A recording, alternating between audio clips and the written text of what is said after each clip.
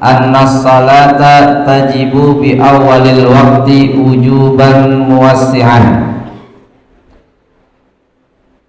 Wa'lam dan ketahuilah anna salata bahwasanya salat tajibu wajib apa as-salat bi awalil waqti pada waktu di awal.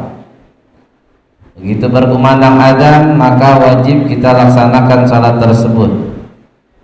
Wujuban muwassi'an itu salat tersebut hukumnya wajib dilaksanakan muwassi'an tetapi memiliki waktu yang luas, artinya sesuai dengan terbitnya matahari, sesuai dengan waktu-waktunya sampai terbenam dan sampai terbit lagi. Waktu wajib tersebut itu membentang sampai datang waktu yang kedua sholat berikutnya. Maka hal ini wajib dilaksanakan sholat tersebut di dalam waktu, tidak boleh di luar waktu sholat.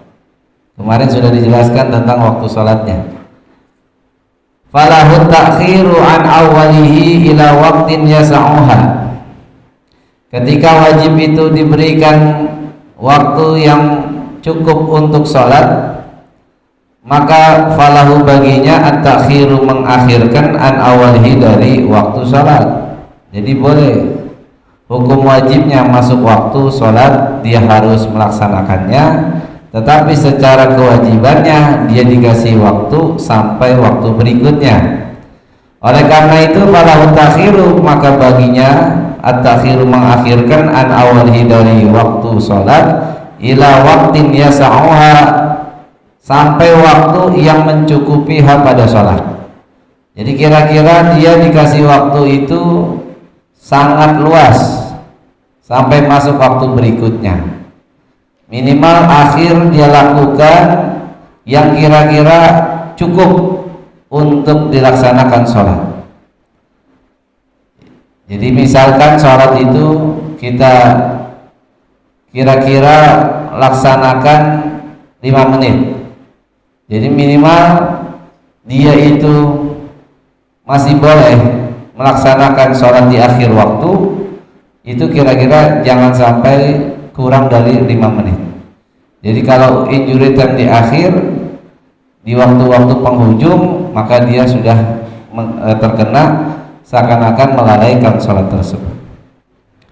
Nah, ketika kita dibolehkan mengakhirkan waktu sampai waktu yang kira-kira cukup untuk dia laksanakan sholat di akhir, bisyarti dengan syarat, ada syaratnya. Yang pertama yaitu ayya'zima ala fi'liha fihi. Dia wajib mengazamkan untuk melaksanakan sholat fihi di dalam waktunya. Jadi begitu dengar adzan misalkan dia lagi nanggung pekerjaan atau dia sedang melakukan aktivitasnya. Ketika waktu azan dia tahu dia boleh sholat, misalkan kalau zuhur jam 1 dia boleh salat jam 1. Minimal syaratnya adalah dia wajib menghadirkan di dalam hatinya adalah azam. Azam itu niat yang tidak disertakan dengan pekerjaan namanya azam. Dan azam itu memiliki termasuk di antara tingkatan-tingkatan niat. Jadi niat itu di dalam hati. Kalau bahasa Indonesia semua niat. Kalau bahasa Arab itu beda-beda ya. Jadi ada lintasan-lintasan hati yang baru ingin dia lakukan. Itu memiliki 5 martabah, 5 derajat, dan azam ini adalah paling tinggi 100%. Di sini dikatakan di dalam syair maratibul qasdi khamsun hajizun zakaru fakhatirun fahadisun nafsi fastami'an. Yalihi haqqun fa'azmun kulluha rufi'at siwal akhiri fa fihil akhdhu qad waqa'a. Martabat-martabat tujuan itu ada 5. Yang pertama hajiz. Hajiz ada lintasan hati. Lintasan hati yang baru datang, baru ingin, itu bisa hilang. Jadi baru pengen doang, itu namanya hajiz. Dia nggak kuat, ibarat akarnya masih muda. dia bisa hilang, itu namanya hajiz. Baru 10%, 5%, baru pengennya 5% doang. Kemudian hajiz itu tingkatan yang kedua. Setelah yang kedua, yang pertama hajiz, yang kedua khatir nafas ya. Khatir itu kira-kira 30, dia datang lagi, pengen ngelakuin lagi, baru pengen.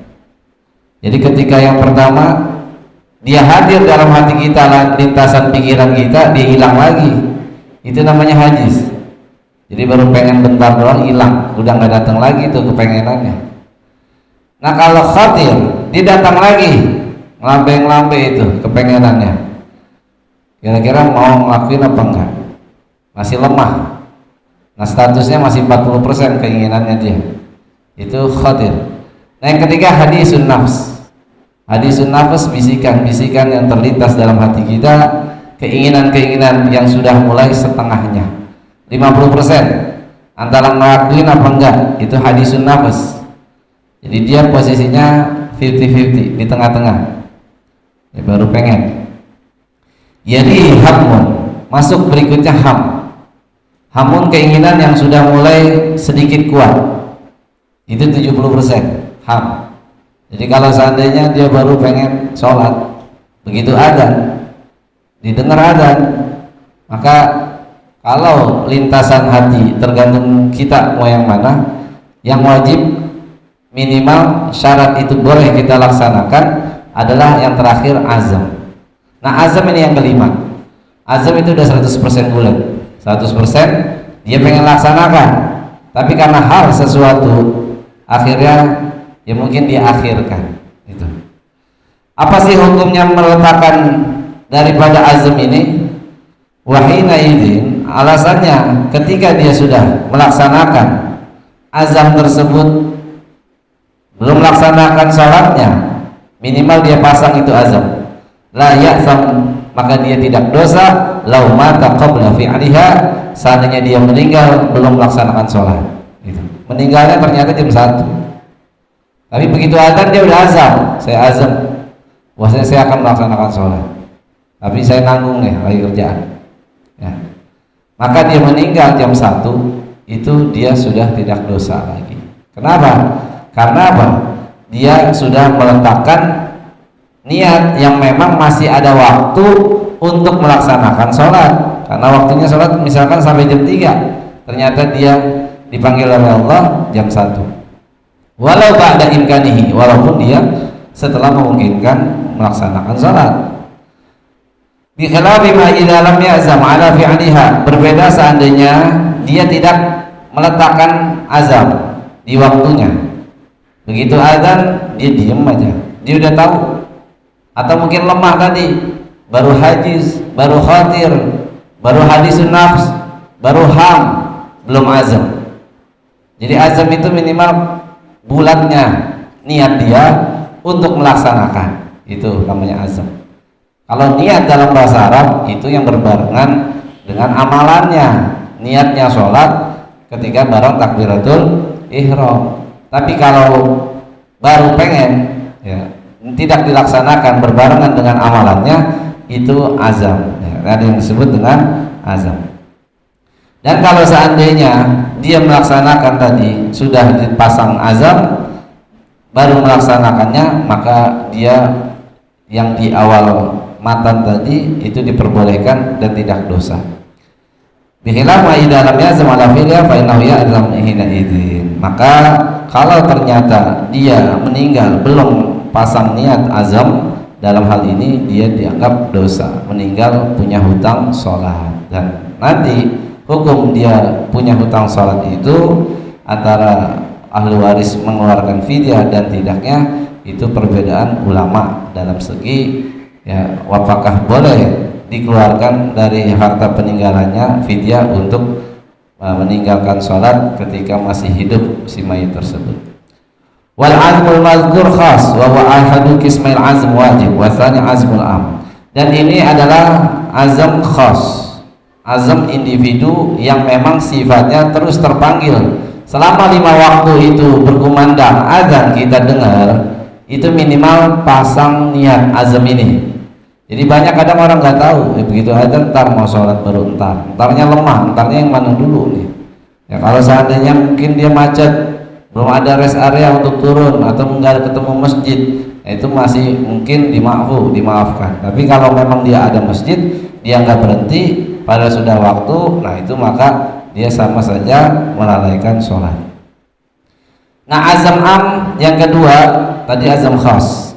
Azam am ini adalah ketika seseorang dituntut mulai dia balik untuk melaksanakan amal syariat.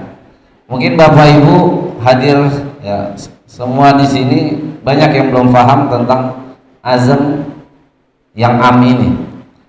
Dimulai dari kita berakal balik di dalam melaksanakan kewajiban syariat seluruhnya sampai kita meninggal, dan meninggalkan keharaman itu harus kita pasang yang namanya azam. Kalau kita nggak pasang azam maka kita dosa. Minimal dalam hati kita niatkan, saya ya, mulai dari sekarang atau ketika balik ya, kalau yang belum boleh sekarang pasang, yaitu ingin betul-betul melaksanakan perintah Allah dan menjauhi larangan Allah. Itu harus kita tancapkan dalam niat kita, dalam hati kita. Maka kalau seandainya kita hidup bersyariat agama Islam tapi tidak pasang itu niat, maka dosa lah kita. Ya, kita dianggap tidak ada konsisten di dalam melaksanakan agama Islam. Wa yasihu dan sah tadarukuhu, yaitu untuk menyusul azam. Jadi yang belum silakan pasang azam dari sekarang. Dimanfaatahu dzalika kakatsirun minan nas. Beliau mengatakan banyak di antara umat Islam yang belum pasang niat ini. Maka boleh bagi mereka untuk pasang ketika mereka tahu babnya wajib atas setiap muslim untuk memasang daripada azam menjalankan perintah Allah dan menjauhi larangan Allah. Itu ya. Nah lanjut kita bahas tentang salatnya. Walau adraka fil waqti rak'atan la dunaha fal kullu ada'un wa illa faqada'un. Seandainya melaksanakan atau mendapati fil waqti dalam waktu rak'atan, satu rakaat aja. Kita kasih contoh asar jam 3. Jam 3 kurang 5 menit. Maka kalau dia temukan minimal dari 5 menit itu, anggap aja 1 menit seperempat, itu 1 rakaat. Jadi kalau seandainya dia dapat 1 rakaat ada di ujung, yang lain ternyata udah masuk adzan asar, 1 rakaat di waktu zuhur, udah di ujung waktu ini ya. Maka dalam hal ini fal kullu ada, salat tersebut dihukumi adaan, bukan qadaan. Tapi kalau setengah rakaat baru setengah dia ruku, rakaat pertama adzan masuk asar, nah maka dia jatuhnya qadha. Karena apa? Dia sudah di luar waktunya dan dia berdosa ketika itu. Nah bicara adaan sama qadaan itu sifatnya tidak wajib untuk kita niatkan. Tapi kalau status dari segi syariatnya, maka yang dapat 1 rakaat di ujung akhir masih waktunya itu adaan secara syariat ya. Tapi yang 3 rakaat misalkan zuhur 3 rakaatnya di asar, itu dianggap dia itu masih ikut adaan, nggak qadaan.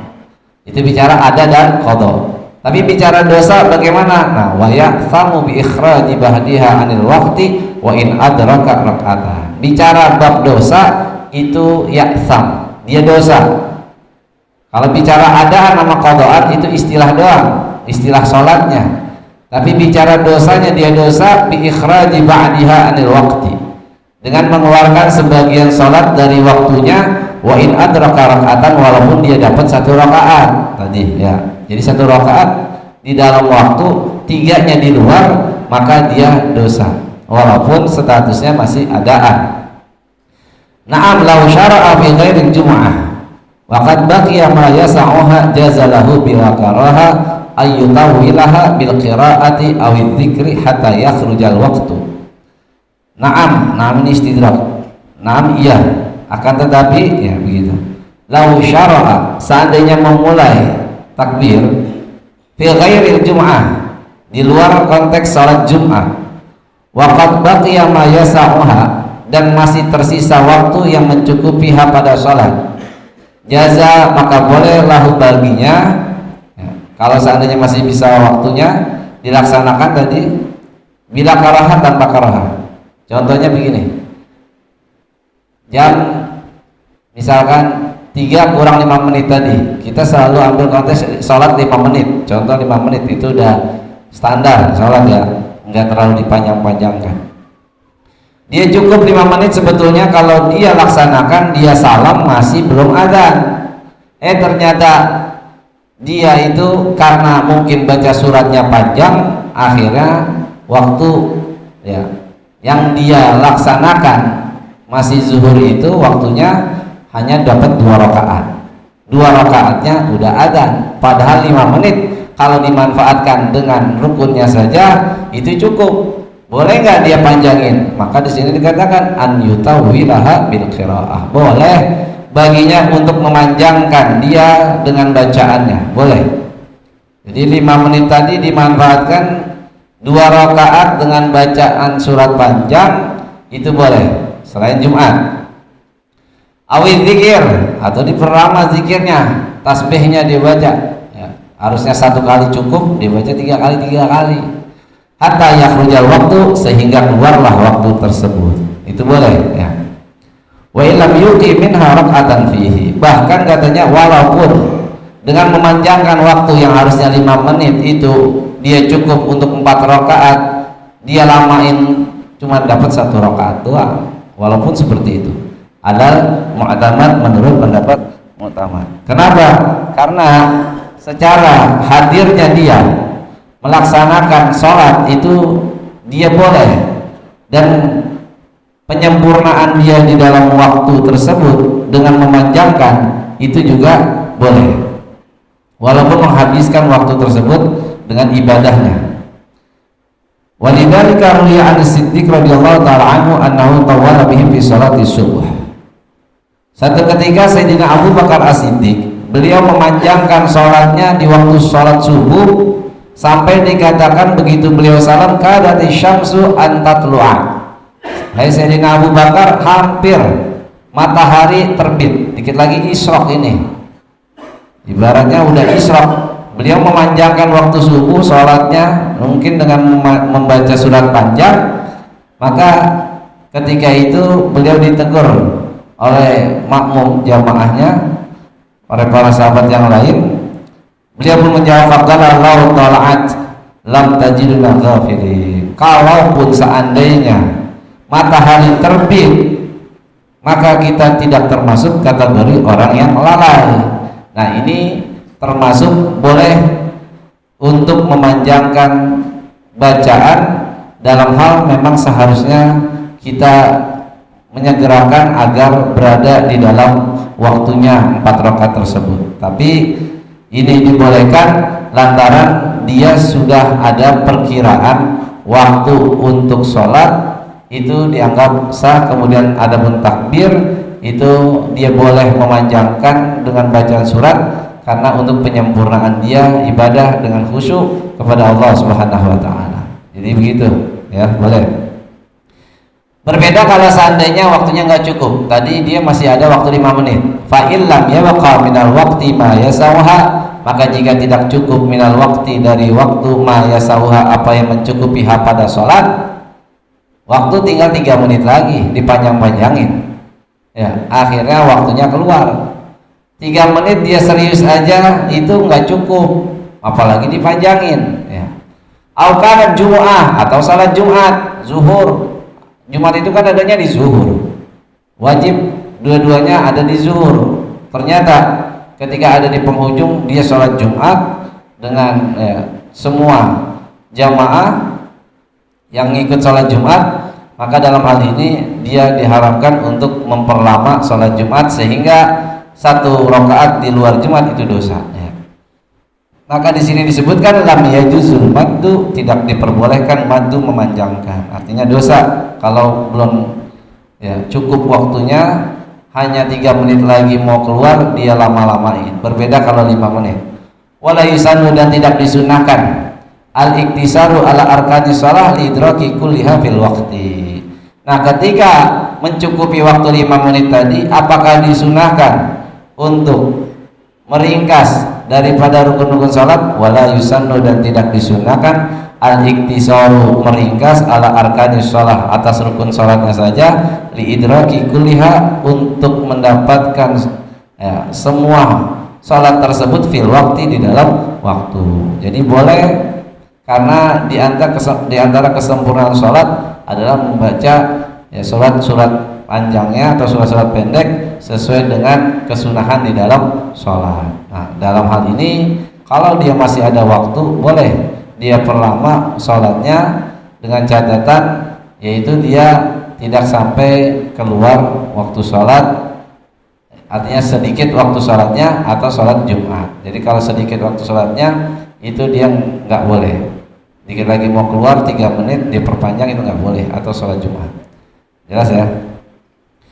Wa'un yundabu ta'jilu salatin walau isya, disunahkan mempercepat menyegerakan salat walau isyaan, walaupun salat isya.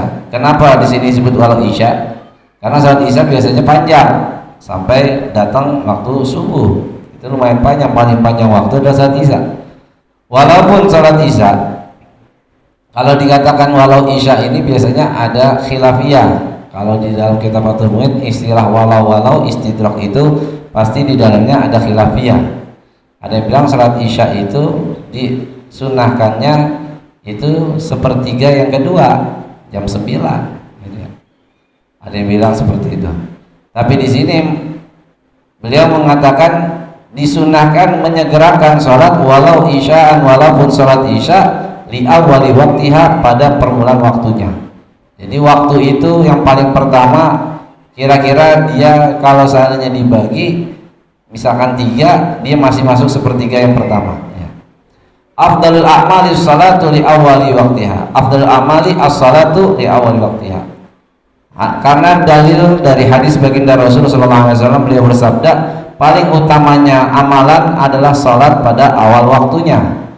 Wa ta'khiruha, dan mengakhirkan salat an awalihi, dari waktunya, litayakuni jama'atin asnahu, karena tujuan yakin datangnya jamaah, asnahu di pertengahan dia waktu, maksudnya di tengah dia waktu salat, di pertengahan waktu.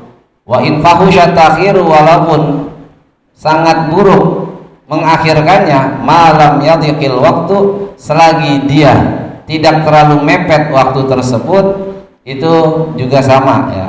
Walizaniha, dan juga karena zonnya dia akan sholat, idza lam yafhush urfan, jika tidak berlebihan urfan secara uruf umumnya, la disyakin fiha mutlaqan, tidak ada keraguan fiha di dalamnya mutlaqan, secara mutlak.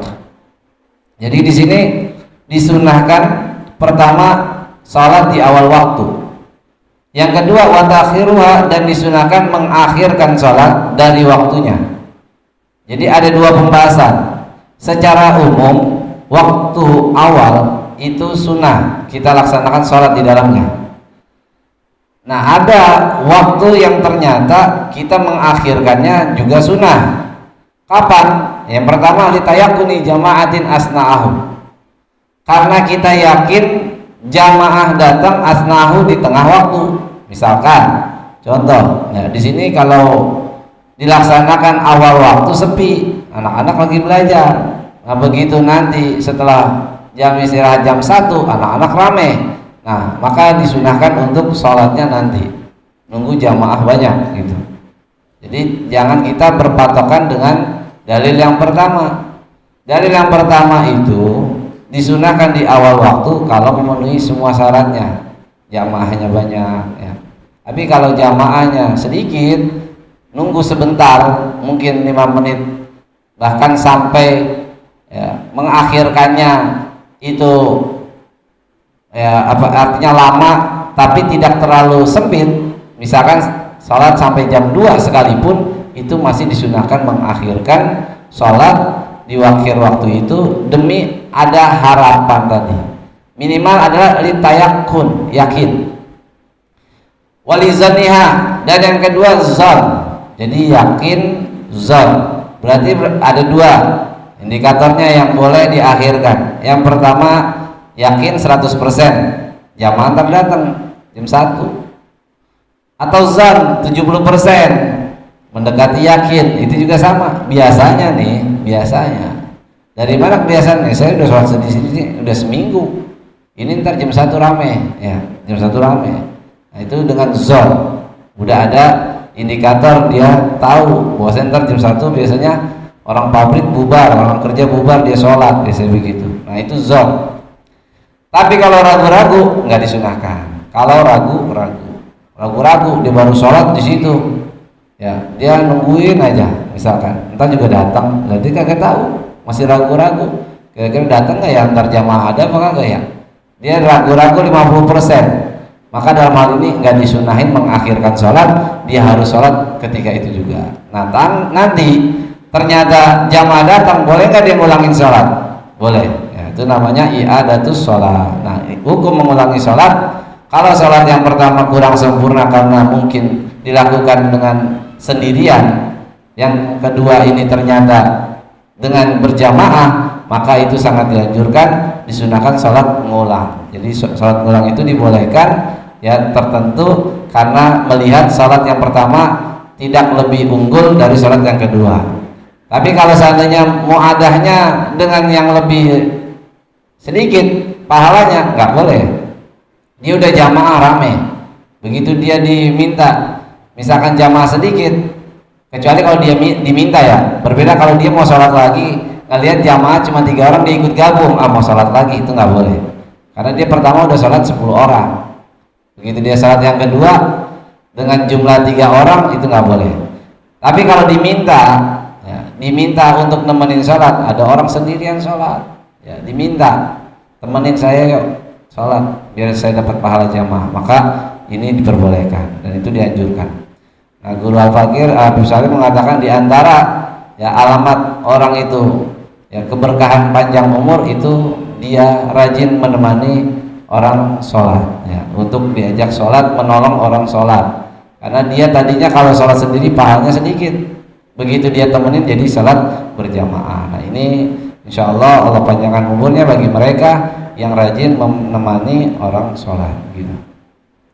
Wal jama'atul qalila awalul waqti afdalu minal katsira akhirih. Jamaah kalau dibandingkan salatnya berjamaah, jamaah sedikit di awal waktu lebih utama, afdalu minal katsirati akhirih, daripada salat yang banyak jamaahnya akhiri tapi di akhir waktu.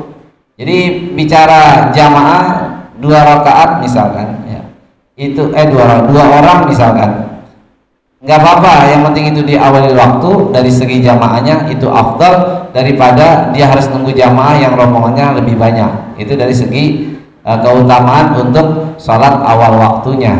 Tapi kalau mau bicara pahala, justru pahala yang jamaahnya lebih banyak itu pasti lebih banyak pahalanya daripada pahalanya dengan jamaah sedikit. Jadi ada ya urusan penilaian dari awal waktu dan akhir waktu, ada dari bobot pahala yang mana ternyata jamaah yang banyak lebih unggul dari jamaah yang sedikit dari segi pahala. Tapi kalau dari segi waktu, daripada nunggu jamaah banyak, yang penting ada salat berjamaah, maka ketika itu dia salat berjamaah di awal waktu lebih afdal daripada salat yang menunggu jamaah yang lebih banyak tapi di akhir waktu.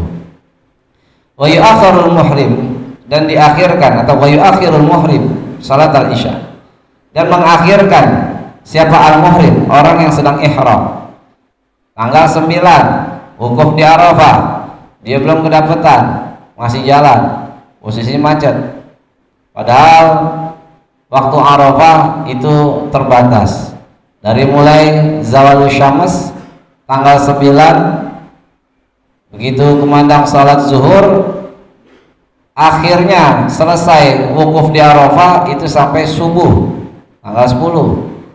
Nah dia ngejar waktu, mungkin dia baru terbang dari Indonesia, dikejar itu ya di Jeddah, dia nyampe sore macet, sampai dia takut kira-kira nggak kekejar.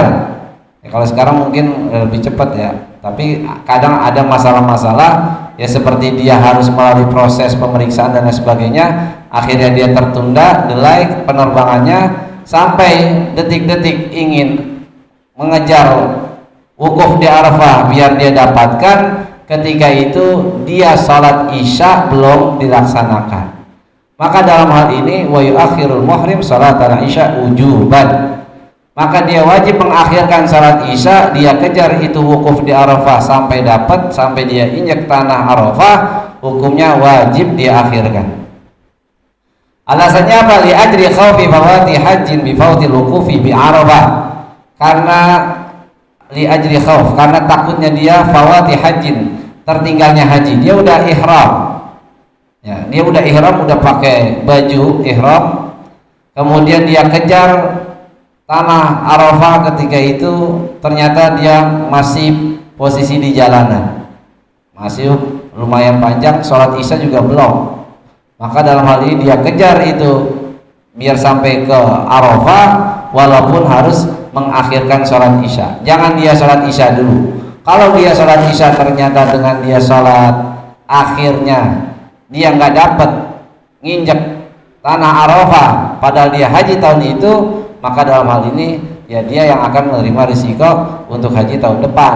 Jadi dia harus seperti orang yang muhsir, orang yang tertawan.